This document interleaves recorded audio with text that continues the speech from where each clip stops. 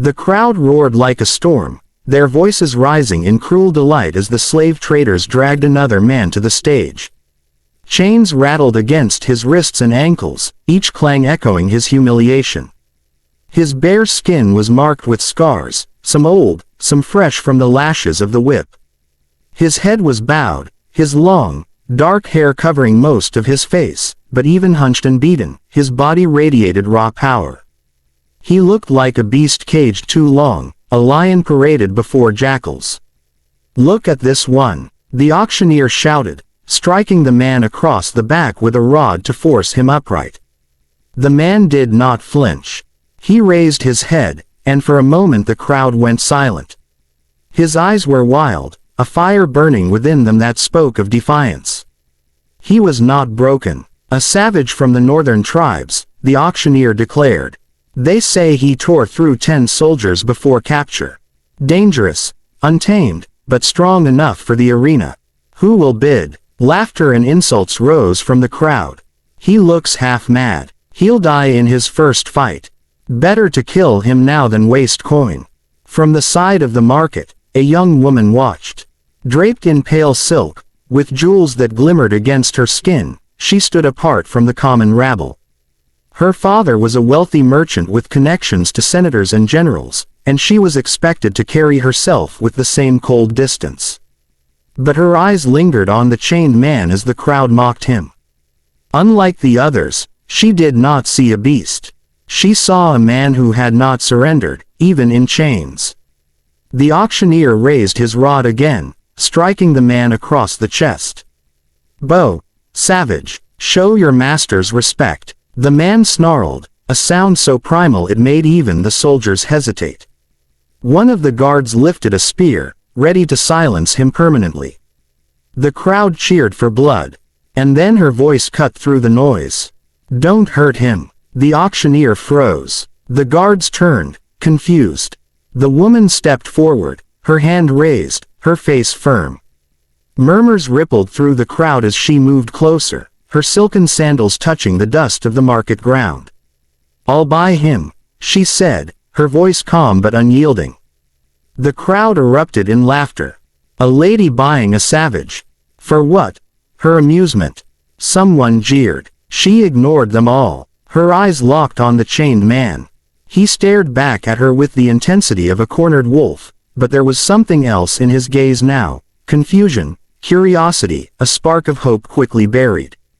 The auctioneer cleared his throat nervously. "My lady, this man is dangerous. He is no servant fit for a noble house. He's a fighter, a wild animal." She lifted her chin, her voice cutting like steel. "Call him savage all you want. I see a man worth saving." Silence fell. The guards looked at one another, waiting for orders. The auctioneer stammered, unsure whether to laugh or to bow. Finally, he named a price, far higher than the man was worth, expecting her to falter. But without hesitation, she nodded to her attendant, who produced a purse heavy with coins. The deal was struck. The crowd murmured, scandalized, amused, enraged. She, a noble born, had purchased a savage.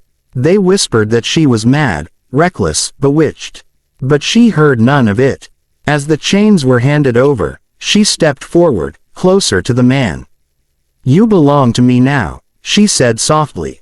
"But I won't hurt you."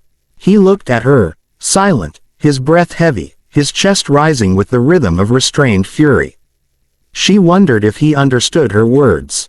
Yet in his eyes, for a fleeting moment, she thought she saw gratitude, or perhaps only the reflection of her own defiance. In the days that followed, the whispers only grew louder. Within her villa, the servants avoided the man, calling him cursed.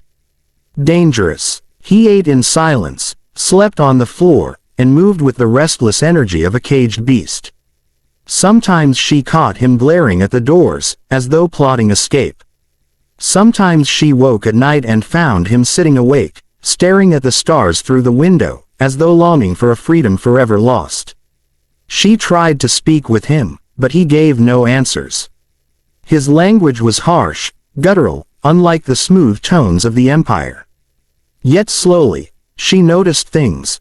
The way he studied the world around him, the way his eyes softened when he watched the younger servants play, the way his hands, scarred and bloodied, carefully touched a bird with a broken wing he once found in the garden. "You're not a savage," she whispered one evening, when he sat by the fountain, staring into the water. He turned to her, his face shadowed by the torchlight. "You're a man who's been treated like an animal. But I will not let them break you." For the first time, he spoke. His voice was rough, uncertain, but strong. "Why?" She was stunned. He understood her language more than he had let on. "Because," she said after a long silence, "I believe you are worth more than what they see." The bond between them grew in ways she had not expected. He began to trust her, little by little. He learned her words more fluently, though he spoke them sparingly. He trained in the courtyard, his strength undeniable, and when thieves once broke into the villa, it was he who stood between her and their blades. He fought like a storm unleashed, terrifying and unstoppable. When it was over, he knelt before her, blood dripping from his fists, and waited for her judgment. "You protected me," she whispered, trembling. He lowered his head, as though ashamed of the violence within him. She touched his shoulder. "You are not my slave. You are my guardian." But the world beyond the villa was cruel and unforgiving. Word spread that the savage had been tamed by a woman's hand, that she kept him not as a fighter but as a companion. Whispers turned to accusations, and accusations turned to threats. Her father raged, demanding she rid herself of the man before he brought ruin upon their house. "You don't understand," she told her father. "He is not what they say. He is more honorable than the men who call themselves free." Her father struck the table with his fist.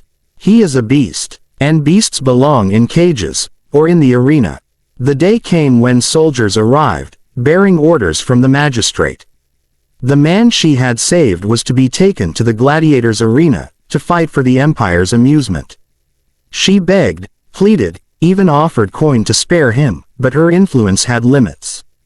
They dragged him away in chains once more, just as she had first seen him.